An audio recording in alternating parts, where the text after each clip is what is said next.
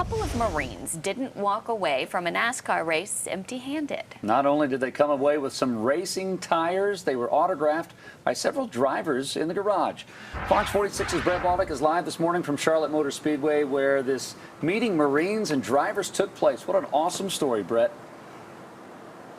Good morning, Ann, Wyatt, and Jason. The Coca-Cola 600 is not only NASCAR's longest race of the season, but it's also a race to recognize military men and women. Thousands are invited to the event every year, and as you're about to see, many of them come away with stories that they will remember for a lifetime.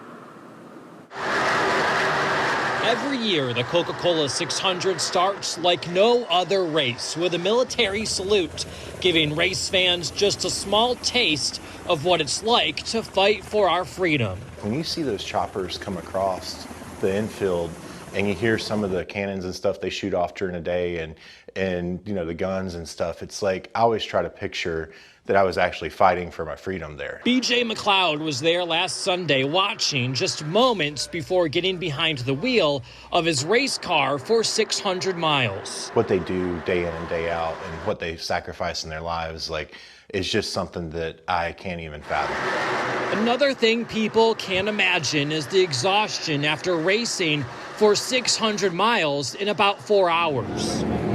BJ was approached by two Marines post-race asking if he would sign their race tires. He never gave it a second thought. When they said they wanted an autograph, I was like, well, I want to learn about what you do. So that was like, it was awesome to get to spend some time with them and just, you know, just make them happy. The meeting lasted about 6 to 7 minutes, more than enough time to bring a smile to BJ's face.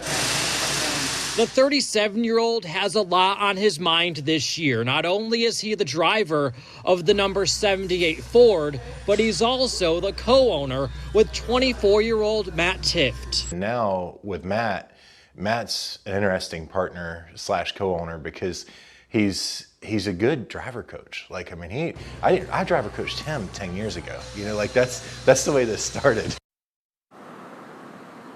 So this is the first full year for that team in the Cup Series, so you could call it a building year. BJ did finish 31st in the Coca-Cola 600, but as you saw there, after the race, there was that smile on his face, and he was able to meet those Marines before they went back to their camper, wherever they live for this race. And Wyatt, Jason, back to you. I love it, Brett. What an awesome meeting of these three. Was there anything special about those race tires from Sunday, or are they just tires?